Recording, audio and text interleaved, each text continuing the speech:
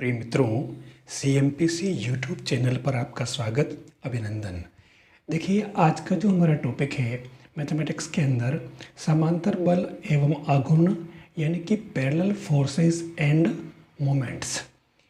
आपके लिए जो आज का कंटेंट है उसके अंदर बहुत ही इम्पोर्टेंट पार्ट है और ये वाला सारा का सारा पार्ट आपके फर्स्ट और सेकंड ग्रेड दोनों ही के लिए, टीचर के लिए जो एग्ज़ाम दे रहे हैं उन सभी पार्टिसिपेंट्स के लिए बहुत ही इम्पोर्टेंट है। आज के इस टॉपिक के अंदर दो टॉपिक आएंगे, सब टॉपिक। पहला है समदिश समांतर बल लाइक पैरेलल फोर्सेस, दूसरा आएगा विपरीत समांतर बल यानी कि अनलाइक पैरेलल फोर्सेस। इन दोनों टॉपिक को अपन क्लियर करते हैं और इनसे जुड़े हम क्वेश्चंस लेते हैं। पहला जो पार्ट है इसका, समदिश समांतर बलों P व Q का परिणामी ज्ञात करना, जो एक दृढ़ पिंड पर क्रियाशील है और वो समदिश है, और दूसरी बात P बड़ा है Q से। ये हमें इसके अंदर ध्यान रखना होगा। तो इस कंडीशन में आपके जो समझने वाली बात क्या है वो आपको खास तौर से देखनी होगी। इसका जो डायग्राम बनेगा वो इस तरीके से बनेगा।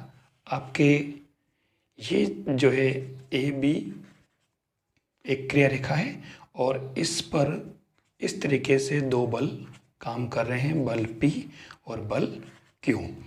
अब ये पूछ रहा है कि इन दोनों का, क्योंकि समांतर है और समदिश है, तो इन दोनों का जो परिणामी बल होगा वो कहीं न कहीं इस AB रेखा पर ही होगा और इनके समांतर ही होगा। हम इसको C बिंदु मान लेते हैं। ये हमारा मेन डायग्राम है। तो इसके अंदर ज़्यादा कुछ वो नहीं है, हमें इसके अंदर तीन बातें सीखनी पड़ेगी। पहला है इसका इन दोनों बलों P और Q का परिणामी, जो कि P + Q होगा। एक तो ये काम की बात। दूसरी है दिशा, यानी इसकी दिशा जो होगी वो हमारे P और Q के समांतर ही होगी और उन्हीं की दिशा में होगी, ठीक है। और तीसरी बात जो है क्रिया बिंदु, इनका क्रिया बिंदु C जो होगा वो कहाँ होगा। P व Q के क्रिया बिंदुओं A और B को मिलाने वाली रेखा पर स्थित C होगा, जहाँ P dot AC equal to Q dot BC। यहाँ आपको ध्यान रखना होगा, सबसे खास बात, इस AB का अंतः विभाजन होगा। ये हमें इसके अंदर ध्यान रखना होगा, सबसे खास बात। अच्छा, अब इसमें एक जो बात आती है, आपको पता है कि ये आघूर्ण से जुड़ी बात है। तो आघूर्ण का मतलब क्या होता, आपको सीधी सीधी एक बात याद रखनी है, ध्यान रखें आप, कि आघूर्ण का मतलब बल इंटू क्रिया रेखा पर लंबवत दूरी, ठीक है।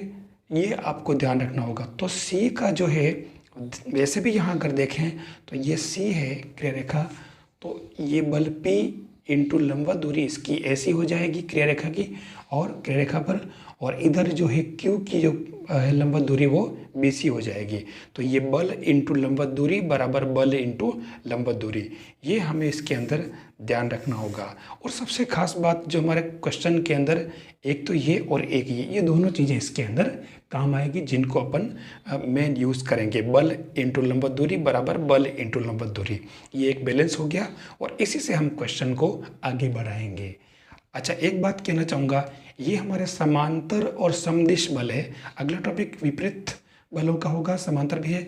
लेकिन आपको अगर हमारे ये कंटेंट पसंद आ रहे हैं तो आप इस वीडियो को लाइक ज़रूर करें, आप CMPC यूट्यूब चैनल को सब्सक्राइब करें, अपने साथियों को भी इस वीडियो को शेयर करें, सभी को इसका पूरा फ़ायदा मिले। साथ ही आप टेलीग्राम चैनल को भी ज्वाइन करें, जो CMPC नाम से ही है।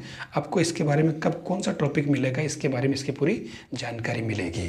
दूसरा जो टॉपिक है वो है समदिश समांतर बलों P और Q का परिणामी ज्ञात करना। इसी की जगह समदिश की जगह विपरीत हो जाएगा। ये देखिए, एक दृढ़ पिंड पर क्रियाशील दो असमान बलों जो कि P और Q है, इसके और दोनों ही विपरीत और समांतर हैं, तो उनका परिणामी ज्ञात करना। यहाँ P बड़ा होगा Q से, तो यहाँ पर भी सेम कंडीशन जो बनती है, ये वही कंडीशन बनती है। ये आपका एक बल है और दूसरा आपका बल है ये, इसको आपको P लेना है, इसको Q लेना है। तो अब परिणामी जब की बार, क्योंकि P बड़ा है और बाह्य विभाजन यहाँ जो है सबसे खास बात बाह्य विभाजन है, तो इसका जो परिणामी होगा। अच्छा, एक बात और ध्यान रखना, इसके अंदर ये जो है ना विपरीत दिशा की बात कर रहा है ना, तो ये विपरीत दिशा की बार ये P इस दिशा में होगा, इसमें नहीं होगा, ये P इधर हो जाएगा। तो उस केस में मतलब P की दिशा तो हो गई ये और Q की हो गई, ये अपोजिट हो गए और समांतर हो गए। तो उस केस में हमारे ये A और ये B है, तो C जो पॉइंट होगा कहीं ना कहीं बाह्य विभाजन की वजह से इधर कहीं होगा और बड़े बल की दिशा में इसकी दिशा हो जाएगी परिणामी की। ये आपके क्या है, परिणामी की दिशा। तो इस केस में हमारा पहला जो है परिमाण तो हो जाएगा P माइनस Q, क्योंकि अपोजिट डायरेक्शन में है, दिशा आपके बड़े बल P के समांतर हो जाएगी। और तीसरी बात, जो क्रिया बिंदु है C, बड़े बल P के पास P व Q के क्रिया बिंदु A और B को मिलाने वाली रेखा का बाह्य विभाजन इस प्रकार हो कि P dot A C equal to Q dot B C. Same वही कंडीशन है, P dot A C equal to Q dot B C. ये यहाँ से यहाँ तक पूरा, ये बाह्य विभाजन की वजह से ये लंबवत दूरी जो है यहाँ बनेगी, यानी कि यहाँ पर भी बल इनटू लंबवत दूरी वाले फॉर्मूले से काम किया। आघूर्ण शब्द का यूज ही आपको बल इनटू लंबवत दूरी के लिए ही करना है। ये आपके इस चैप्टर की मेन जो चीज़ें हैं वो आ चुकी है। एक में दो कंडीशन और देना चाहूँगा इसके अंदर। ये दोनों जो कंडीशन है वो खास है। एक तो कह रहा है कि समदिश समांतर बल P और Q का अगर परिणामी R है तो आपको ध्यान रखना होगा, जो चीज़ें अपन ने पीछे ली है वही चीज़ें यहाँ मैं यूज़ कर रहा हूँ। P upon B C equal to Q upon A C equal to, इन दोनों का आप प्लस कर लें तो नीचे आपके बी सी प्लस ए सी हो जाएगा। और उस केस में हमारा P प्लस Q क्या है, R, और नीचे हमारा क्या हो जाएगा, ए सी। एक तो आपको ये ध्यान रखना होगा। दूसरी जो बात आती है वो है विपरीत अगर है तो सेम कंडीशन आपके इसके अंदर बन जाएगी। फर्क ये कि ये जो प्लस है इसकी जगह आपके माइनस हो जाएगा। कैसे, ये देखिए P upon B C equal to Q upon A C, दोनों सेम हो गया। अब यहाँ क्योंकि विपरीत है तो ये P माइनस Q अपॉन ये क्या हो जाएगा, बी सी बड़ा था, अपन ने भी डायग्राम में देखा ए सी, तो ये आपके हो जाएगा R upon B C minus A C क्या हो जाएगा, ए बी। ये दोनों कंडीशन भी अपने को इसके अंदर ध्यान रखनी होगी। अब चलते हैं अपन क्वेश्चन की तरफ। देखिए 10 किलोग्राम और 15 किलोग्राम भार के दो समदिश समांतर बल किसी पिंड के बिंदुओं ए और बी पर क्रियाशील है। परिणामी बल और इसकी क्रिया रेखा की ए बी की स्थिति क्या होगी। तो सीधी सीधी बात है, जब 10 किलोग्राम और 15 किलोग्राम भार का बल अगर एक ही दिशा में है तो इस ए बी जो है आपके इस पर ये,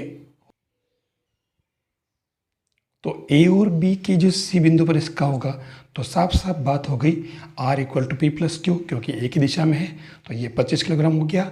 और 10 dot A C equal to 15 dot C B, जो हमारा बल इंटू लंबवत दूरी वाली बात जो मैंने अभी बताई, उस हिसाब से आपके ये 15 बटा ए सी बटा सी हो जाएगा, ए सी अपॉन सी बी। तो ये 15/10 यानी कि 3:2, यानी कि सी बिंदु क्रिया रेखा का वो बिंदु होगा जो परिणाम बल है वो आपको पूरे ए बी को 3:2 के अनुपात में वो बांटेगा। ये रेशो इसका जो कि अंतः विभाजन है, क्योंकि एक ही दिशा में है इसलिए ये अंतः विभाजन हो जाएगा। ये बिल्कुल सिंपल क्वेश्चन है। अगला जो क्वेश्चन है, एक दृढ़ पिंड पर लगे दो समदिश समांतर बलों P व Q क्रमशः A और B पर लगे हैं।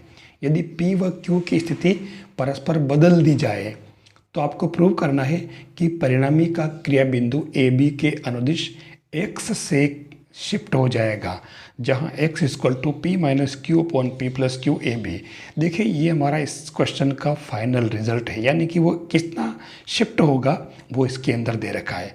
तो हमारे पास डायग्राम में दो कंडीशन बनती है। इसके अंदर पहले तो जनरल कंडीशन कि हमारा जो P और Q दोनों बल है और इनका जो आपके परिणामी है वो C पर होगा। हम एक काम करते हैं, C ये जो C ये जो है आपका, इसको C यहाँ लिख देते हैं। चलो ये वाला पॉइंट है, तो ये ए सी अपन वाई मान लेते हैं, ठीक है।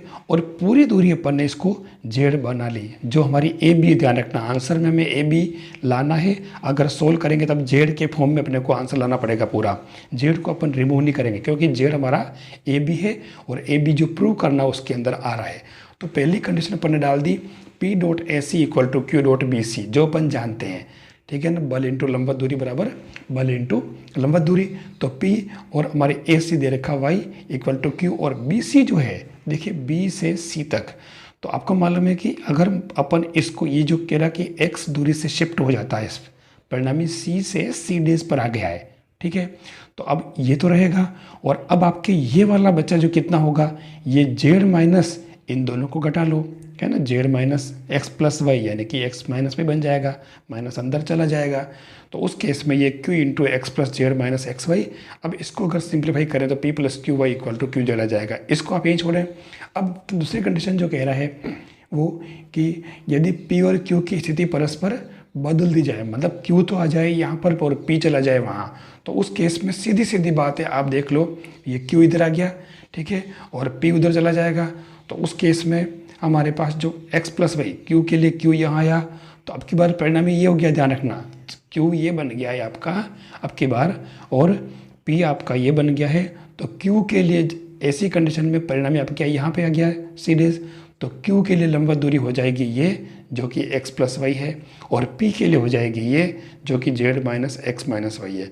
इससे हमारे q x into p plus q equal to ये कंडीशन आई, और फाइनली बिल्कुल ये सिंपलीफाई हो गया है सब करकुटा करके, और ये x की वैल्यू आपके क्या आ गई, p minus q upon P plus Q A B. ये आपका फाइनल रिजल्ट है।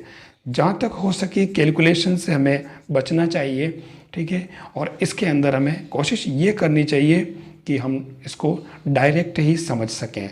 हम इसके अंदर एक काम ये भी कर सकते हैं कि ये जो कैलकुलेशन बहुत बड़ी नहीं हो, इसके लिए अपन इसको P और Q को कुछ वैल्यू दे करके भी हम इसको कर सकते हैं, लेकिन ये ज़्यादा समय में फ़र्क नहीं पड़ेगा दोनों में, इसलिए हमें ऐसे क्वेश्चन को इस तरीके से ही करना है, और हो सके तो ऐसे रिजल्ट को अपने को याद भी रखना चाहिए आइडेंटिटी समझ करके। देखिए पूरा का पूरा टॉपिक एक ही कॉन्सेप्ट पर है। अगला क्वेश्चन है, एक दृढ़ पिंड पर दो समदिश समांतर बल P और Q लगे हैं, यदि P और Q के क्रिया बिंदु की तरफ स्वयं के समांतर x दूरी से विस्थापित कर दिया जाए तो सिद्ध करो कि नई स्थिति में जो उसका परिणामी होगा वो px upon p plus Q दूरी तक विस्थापित होगा। हर क्वेश्चन में लगभग सेम पैटर्न है, तो आप अगर पैटर्न समझ चुके हैं तो इसमें आपको दिक्कत नहीं आएगी। जो पहली कंडीशन है P और Q की, समदिश दे रखा है और समांतर दे रखा है, तो अपन ने ले लिया ये P और Q, ठीक है। तो P dot A C equal to Q dot B C, इसमें कोई दिक्कत नहीं, आपको पता है। अब यहाँ देखो P upon B C equal to Q upon A C equal to P plus Q upon B C plus A C, जो भी मैंने ये कॉन्सेप्ट यूज़ किया था, तो इससे हमारे P इक्वल टू क्या आ गया, P plus Q upon A B into P C, और इससे बी सी इक्वल टू आ जाएगा P upon P plus Q A B, ठीक है। आप देखिए मतलब बिल्कुल अपन हमारे जो कॉन्सेप्ट की तरफ चल रहे हैं आराम से, जो चीज़ें हमारे को चाहिए P X upon P plus Q लाना है, और P upon P plus Q A B आ चुका है, ठीक है। और बी सी कौन सा है, ये यहाँ से यहाँ तक, ठीक है। अब अपने को ध्यान रखना, नई बात क्या कही कि यदि पी और क्यू के क्रिया बिंदु की तरफ स्वयं के समांतर एक्स दूरी से विस्थापित कर दिया जाए, ठीक है, तो नई स्थिति में यानी कि अब इसका ये जो एक्स दूरी से स्थापित कर दिया इसको, तो उस केस में हमारे ये सी जो है सी डेज पर हो जाएगा, ठीक है। अब इसी कंडीशन को अपन ले लेते हैं P dot A dash C dash equal to Q dot B C dash, तो ये P upon B C dash equal to Q upon A dash C dash, तो P plus Q upon B C dash plus S A dash C dash, जो same process हो जाएगा। इससे हमारे P upon B C dash equal to P plus Q upon A dash B, और इससे B C dash equal to P upon P plus Q A dash B, ये A dash B जो है आपके यहाँ जाएगा।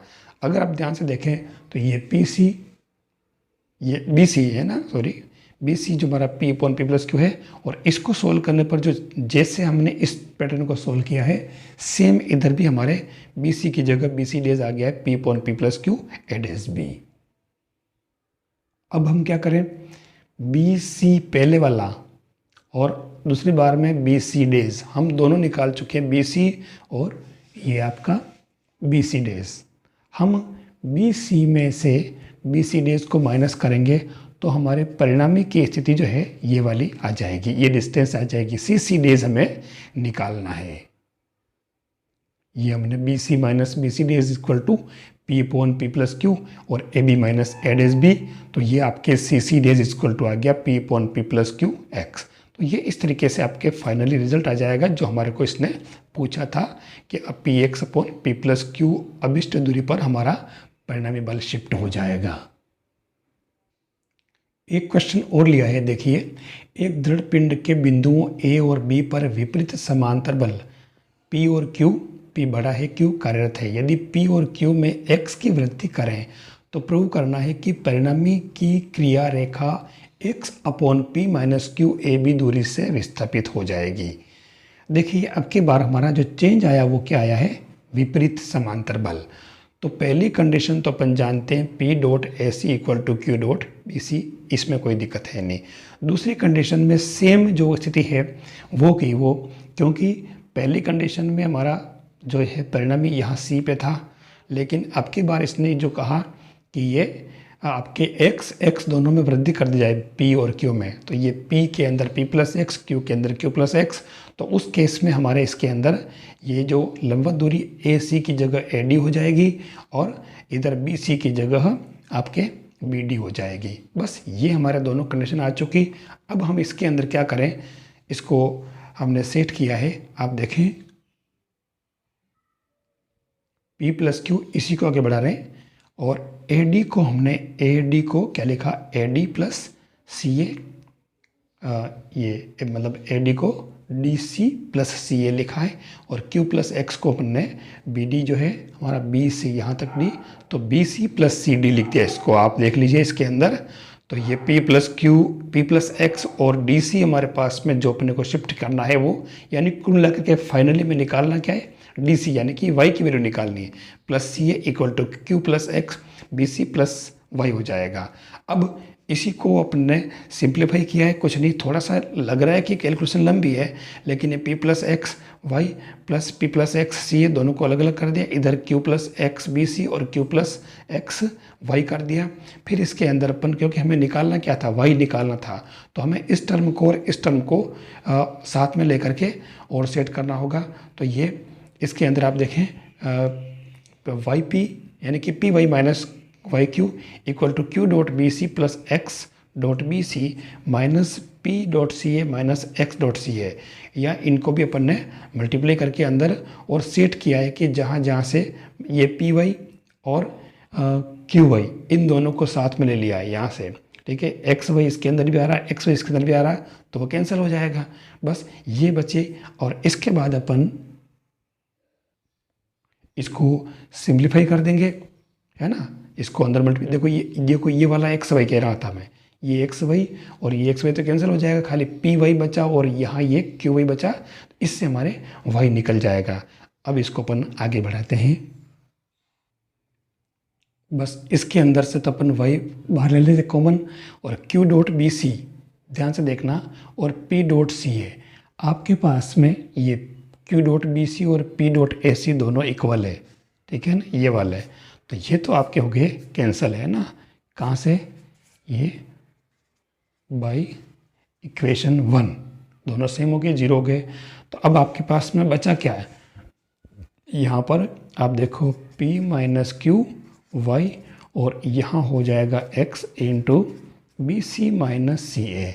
अब यहाँ देखो आप बी सी माइनस सी ए, आपके क्या बचा, ए बी, तो ये आपके y इक्वल टू क्या आ गया, आप देखें ये y equal to x upon ये B C minus C A जो है आपके एक्स डॉट ए बी हो जाएगा और x upon P minus Q A B, ये हमारा फाइनल रिजल्ट हो जाएगा।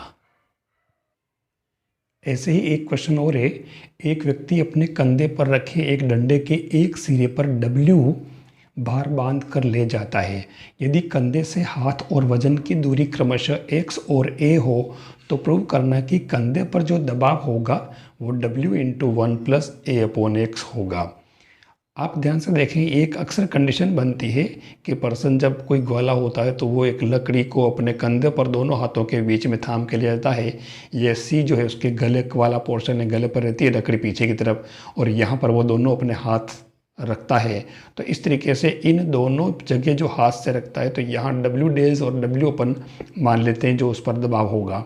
और ये सी, ए से सी की दूरी एक्स में है जो दे रखी है, और इधर आप इसकी दूरी ये दे रखी है, और परिणामी इसका हो जाएगा डब्ल्यू प्लस डब्ल्यू डेज। तो उस केस में A C equal to X, B C equal to A हो गया। तो हमारे पास W dot A equal to W dash dot X. तो डब्ल्यू डेज इक्वल टू क्या हो गया, W dot A upon X. अब कंधे पर जो दबाव होगा वो क्या होगा, W plus W dash, double हो जाएगा। बस करना क्या, कुछ नहीं है, इसके अंदर डब्ल्यू डेज की वैल्यू पुट कर दी तो डब्ल्यू कॉमन निकला 1 प्लस ए अपॉन एक्स, ये आपके फाइनल हो जाएगा इसका आंसर। जो यही तो पूछा था, डब्ल्यू इंटू 1 प्लस ए अपॉन एक्स। बिल्कुल सिंपल सा काम है। ऐसे ही तो क्वेश्चन आते हैं, दिखने में बहुत भारी भरकम लगते हैं लेकिन होते कुछ नहीं है, बिल्कुल सिंपल से। अब यहाँ एक खास बात और है, हमें बताना पड़ेगा कि अगर इसमें ए जो है बढ़ेगा, है ना, ये अगर सी इधर आ जाएगा, ए बढ़ने पर आपके कंधे पर दाब जो है बढ़ जाएगा, क्योंकि ए बढ़ेगा तो एक्स घटेगा, और ऐसा करने से हमारे यानी कि ए अपना मान लो कम हुआ, इसी तरीके से अपोजिट, और एक्स बढ़ा तो दाब कम हो जाएगा। ये दो कंडीशन अपने को इसके अंदर ध्यान रखनी होगी, इसके अंदर और कुछ भी नहीं है। ये हमारा जो है एक समांतर बल और आघूर्ण वाला पार्ट है, जो आपको अच्छा लगा होगा। आप इसको वापस देखें, समझें। अगर आपको लगा हो कि ये कंटेंट अच्छा है तो आप इस वीडियो को लाइक ज़रूर करें, आप अपने साथियों को शेयर भी करें, और CMPC यूट्यूब चैनल को आप सब्सक्राइब करें, आपको इसका ज़रूर फ़ायदा होगा। आप है इसके अंदर देखो, सेकंड ग्रेड और फर्स्ट ग्रेड के अंदर ये टॉपिक दोनों में दे रखा है। जैसे ये टॉपिक पूरा हुआ इसके अंदर मैं देख रहा हूँ कि ये जो मैकेनिक्स वाला पार्ट है मैं इसको पूरा एक साथ कर देता हूँ। इसके बाद ही मैं इसके जो क्वेश्चंस पूछे गए हैं, जो पेपर हैं जो प्रीवियस ईयर्स के, मैं उन पेपर में ये क्वेश्चन कहाँ पूछे हैं और किस रूप में पूछे हैं वो भी मैं आपको इस पर एक पेपर पूरा अलग से सोल्व करा दूंगा। आप इसको देखें, समझें, आपको ज़रूर इसका फ़ायदा होगा। देखिए, एक अच्छा सा क्वेश्चन और रह गया है जिसको मैं लेना चाहूँगा। क्वेश्चन है आपके, दो समदिश समांतर बल P और Q का परिणामी बिंदु C से गुजरता है। जब P और Q में क्रमशः R और S की वृद्धि कर दी जाती है तो भी परिणामी C से ही गुजरता है, एवं जब P और Q की जगह Q और R बल लगा दिए जाएं तो भी परिणामी उसी बिंदु से गुजरता है। अब यहाँ प्रूव करना है, आपके पास 3 रिजल्ट है, और देखिए ये लेना बहुत ज़रूरी था, इसलिए मैंने इसके अंदर आपके ये टॉपिक डाला है, क्वेश्चन लिया है। इसमें हमारा पहला और दूसरा रिजल्ट जो है वो बहुत इंपॉर्टेंट है। ये कह रहा है कि ये जो कंडीशन जब बनती है तो हमारे P, Q और R तीनों किस में होंगे, गुणोत्तर श्रेणी के अंदर। ये आपके प्रूव करना आएगा, मतलब उसके अंदर आएगा ऑप्शन में, क्योंकि वो यहाँ AP, GP, HP कुछ भी दे सकता है, तो हमें पता होना चाहिए कि P, Q, R गुणोत्तर श्रेणी में है। वो इसी को उल्टा भी कर देगा कि Q, P, R GP में है ना। तो हमें ये ध्यान रखना P, Q, R GP में है। और दूसरा रिजल्ट है वो S equal to Q cube upon P square. ये एक बहुत ही इम्पोर्टेंट पार्ट है, दोनों क और ख वाला। अगर आप ध्यान से देखें तो डायग्राम के अंदर ये हमारा P और ये हमारा Q, रिजल्टेंट हमारा इसके अंदर P प्लस Q हो जाएगा। तो ये P dot A C equal to Q dot B C आप जानते हो। और दूसरी कंडीशन में कह रहा कि अगर P में प्रतिवृद्धि की R की और Q में S की वृद्धि की है, ठीक है। तो अब हमारे पास में दो कंडीशन बन गई है, P plus R A C equal to Q plus S B C, और दूसरा हमारे पास Q dot S equal to R dot B C. हमारे पास देखो 1, 2 और 3 कंडीशन बनी। अगर अपन इसके अंदर ये 1 के अंदर 3 का डिवाइड कर दें तो देखो P upon Q equal to Q upon R, तो हमारे देखो Q square equal to P R आ गया ना GP। क्या देर लग रही है इसके अंदर। और अगर इसी को अपन घटा दें, 2 में से 1 घटाएं, ठीक है ना, और दूसरी बात 3 में 5 का भाग लगाएं, ये दो कंडीशन जो हमारे पास बनती है घटाने पर तो R dot A C equal to S dot B C बनेगा। और 3 के अंदर हमारे पास जो ये 5वां है, ये वाला, ये जो है ना, ध्यान रखना, इसको देखो इसने 4 दिया है ना, ये हमारा चौथा है, ये हमारा पहला, दूसरा, तीसरा, ठीक है, और ये जो है चौथा है, और ये हमारा 5वां। अब इसने यहाँ पर कहा ये हमारा 5वां है, दे रखा ये वाला है ना, ये चौथा इक्वेशन। तो अब यहाँ 3 के अंदर अगर 5 का भाग लगा जाए, यानी कि इसका भाग हम इसके अंदर लगाएं, तो देखो AC से AC कैंसिल, ठीक है, और BC से BC कैंसिल, तो Q upon R equal to R upon S। तो इससे हमारे पास में जो रिजल्ट आएगा वो S equal to Q upon P square आ जाएगा। तीसरा रिजल्ट भी अगर आप करना चाहें तो आप करें, लेकिन मेन जो पार्ट थे ये दोनों ही थे, इसलिए मैंने इसको आपके सामने रखा है। आप इसको ज़रूर समझें, ये क्वेश्चन बहुत इम्पोर्टेंट है, आपको सीखना होगा और इसको याद भी रखना होगा कि इसके अंदर P और Q के अंदर जब R और S की वृद्धि कर रहा है तो PQR GP में होगा और S equal two cube upon P square होगा। ये आपके एक इम्पोर्टेंट पार्ट था, इसका समांतर बल और आघूर्ण, और मैंने आपके सामने क्लियर किया, आपको अच्छा लगा होगा, आप इसको ज़रूर पढ़ें। थैंक्स।